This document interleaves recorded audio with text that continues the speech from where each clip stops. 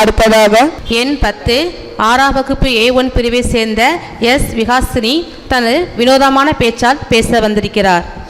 தாமரை போல அமர்ந்திருக்கும் தாளாளர் மற்றும் தலைமை ஆசிரியர் அவர்களுக்கும், அள்ளி போல் மணந்திருக்கும் ஆசிரியர் அவர்களுக்கும், என்னை போல இருக்கும் மாணவர்களுக்கும் என் முத்தான முதல் கண் வணக்கத்தை தெரிவித்துக் கொள்கிறேன். நான் எடுத்துக்கொண்ட தலைப்பு நான் விரும்பும் பாரதம், அதாவது நான் விரும்பும் இந்தியா. நான் விரும்பும் இந்தியாவில் கையேந்தும் மனிதரை கனவில் மட்டுமே காணவியலும். வறுமை என்பது வழக்கத்தில் இல்லாத வார்த்தையாக இருக்கும்.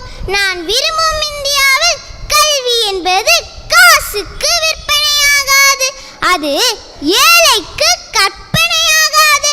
நான் விரும்பும் இந்தியாவில் சாதி சாக்கடையில் கிடக்கும் சமத்துவம் பூக்கடையாய் மணக்கும். நான் விரும்பும் இந்தியாவில் நிதியை கண்டு நீதி வளையாது, அங்கே எந்த உயிருக்கும் அநீதி விளையாது. நான் விரும்பும் இந்தியாவில் மதுவை படிக்க முடியும், குடிக்க முடியாது. மது பாடத்தில் இருக்கும், புட்டியில் கிடைக்காது. நான் விரும்பும் இந்தியாவில் மனிதருக்கு அளவோடு ஆசை இருக்கும், வளமோடு வாழ்க்கை இருக்கும். நான் விரும்பும் இந்தியாவில் நிலங்கள் பச்சை சாயம் பூசிக்கொள்ளும், வளமாக விளைந்திருக்கும் விவசாயம்.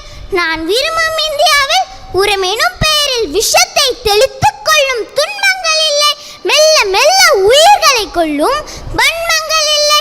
நான் விரும்பும் இந்தியாவில் புத்தகம் சுமக்கும் கழுதைகள் இல்லை மாணவர்கள், புது யோகம் படைத்த கலாமை போல் திறமையால் முழுமையானவர்கள்.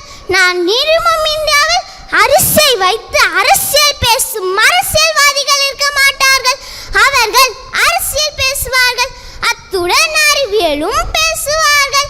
நான் விரும்பும் இந்தியாவில் கொச்சைகள் காந்திகள் ஆவார்கள், மனிதநேயம் போற்றும் மகாத்மாக்கள் ஆவார்கள். நான் விரும்பும் இந்தியாவில் காந்திகள் என்று நான் பேசிக்கொண்டே இருப்போம், ஆனால் நம் காந்திகளை பற்றி ஒன்றும் நாம் கூற மாட்டோம் என்று நான் இருக்க மாட்டேன். நான் காந்திகளை பற்றி மற்றவர்களுக்கும் நான் சொல்லிக் கொடுப்பேன் என்று நான் இத்துடன் என் உரையை முடித்துக் கொள்ள மாட்டேன் என்று நான் உங்களோடு பேசிக்கொண்டே இருப்பேன் என்று நான் என் உரையை முடித்துக் கொள்கிறேன். நன்றி. நான் விரும்பும் இந்தியா சமத்துவம் படைக்கும், மனிதர்களால் வளமோடு வாழும், திறமையால் உருவாகும், காந்தியின் அகிம்சை பின்பற்றப்படும் என்று கூறி அவர் விரும்பிய இந்தியாவை பற்றி கூறி சென்ற மாணவி எஸ் விகாசினிக்கு நன்றி.